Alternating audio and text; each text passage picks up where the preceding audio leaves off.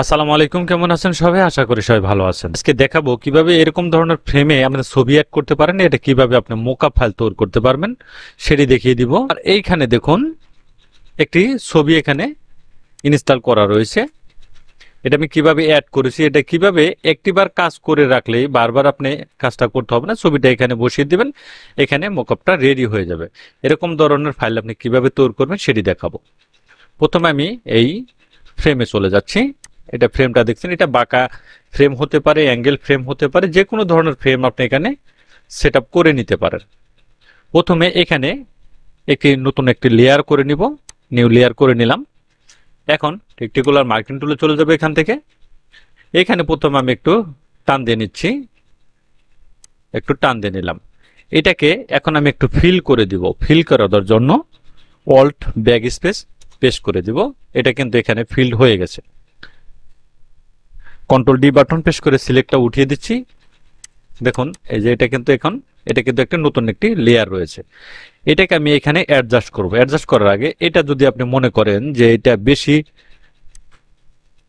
ফিলটা বেশি হয়ে গেছে, নিচের লেয়ারটা দেখা যাচ্ছে না, সেক্ষেত্রে এখান থেকে আপনি ফিলটা একটু কমিয়ে দিতে পারেন। একটু কমিয়ে দিয়ে এটার সাথে আপনি অ্যাডজাস্ট করে নেবেন। অ্যাডজাস্ট করার জন্য কন্ট্রোল টি বাটন প্রেস করে দিব। এখানে মাউসের রাইট বাটন ক্লিক করে এখানে ডিস্টোর্টে ক্লিক করে দিব। এখন এই অ্যাঙ্কার পয়েন্ট ধরে আমি এইভাবে এটার সাথে একটু মিলিয়ে নিব। এইভাবে এই ফ্রেম আগের যে ফ্রেমটা থাকবে সেই ফ্রেমের সাথে এভাবে একটু অ্যাডজাস্ট করে নিব। আমি এভাবে অ্যাডজাস্ট করে নিলাম। এটা আপনি ভালোভাবে একটু মিলিয়ে নেবেন। এখন ফিলটাকে আমি 100% করে দিলাম।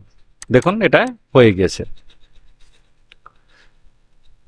মাউসের রাইট বাটন ক্লিক করে এখানে ব্লেন্ডিং অপশন, এইখান থেকে অল বাটন ধরে একটা ডিভাইডেড করে নেবেন, হালকা একটু এদিকে একটু বাইরে দিবেন, দেন ওকে করে দিবেন। এটা এখন এই যে উপরকার লেয়ারটা থাকবে, এই লেয়ারটাকে মাউসের রাইট বাটন ক্লিক করে এখানে কনভার্ট টু স্মার্ট অবজেক্ট করে দিবেন এখান থেকে, দেন ওকে করে দিলাম। এটা কিন্তু এখন স্মার্ট অবজেক্ট হয়ে গিয়েছে। এখানে আমি একটি ডাবল ক্লিক করব। এখন এরকম একটি বক্স কিন্তু এখানে চলে আসছে, দেখতে পাচ্ছেন। এখন আমি এখানে একটি ছবি এখানে অ্যাডজাস্ট করবো। এই ধরনের এই ছবিটা আমি দিব, ছবিটা ধরে এখানে বসিয়ে দিলাম। এখন ছবিটাকে একটু আপনার ছোট বড় করে নেবেন। এভাবে একটু ছোট বড় করে আপনি এই ফ্রেমের সাথে একটু অ্যাডজাস্ট করে নেবেন। এটাকে আপনি যে কোনো ধরনের ছবি কিন্তু আমি এখানে বসাতে পারেন। বসিয়ে দিলাম। এখন কন্ট্রোল এস বাটন প্রেস করে দিব। এখন আমি আগের লেয়ারে যদি যাই, আগের যে ফ্রেমটা ছিল এখানে দেখুন এটা কিন্তু এখানে অ্যাডজাস্ট হয়ে গেছে, দেখতে পাচ্ছেন। এখানে অন্য ছবি আপনি দিতে পারেন। আমি অন্য একটি ছবি এখানে দিয়ে দিচ্ছি। আমি অন্য একটি ছবি এখান থেকে ওপেন করে নিচ্ছি। যে কোনো একটি ছবি আমি এখানে দিচ্ছি। ধরুন এই ছবিটা আমি এখান থেকে ওপেন করে নিলাম।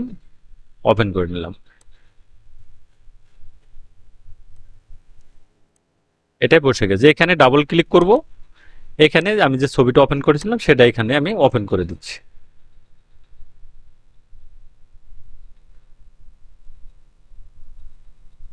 এখানে এনে এটাকে আপনি ছোট বড় করে একটু মিলিয়ে নেবেন। এভাবে আপনি যতটুকু সম্ভব ততটুকু এটা অ্যাডজাস্ট করে নেবেন। আপনি এভাবে অ্যাডজাস্ট করে নিলাম।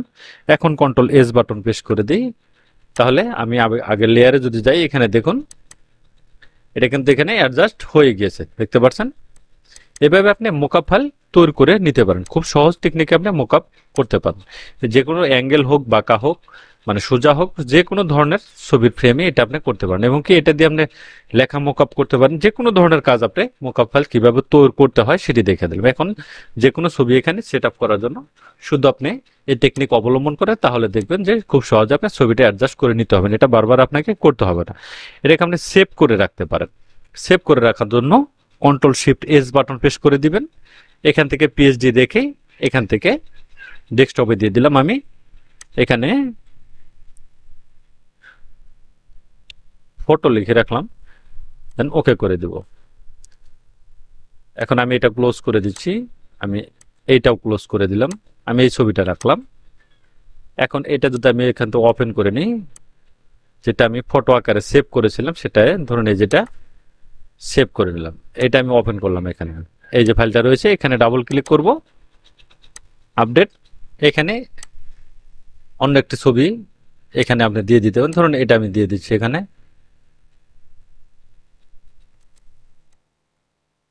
একটু ছোট বড় করে নেবেন, এভাবে মিলিয়ে নেবেন, কন্ট্রোল এস বাটন প্রেস করে দেন, তাহলে দেখবেন এই ফ্রেমটা কিন্তু এখানে দেখুন ছবিটা কিন্তু চলে আসছে। এইভাবে খুব সহজে আপনি এটা ওপেন করে কাজগুলো খুব সহজ টেকনিকে আপনি করে নিতে পারেন। ধন্যবাদ গাইস, ভালো থাকবেন, সুস্থ থাকবেন, আল্লাহ হাফেজ।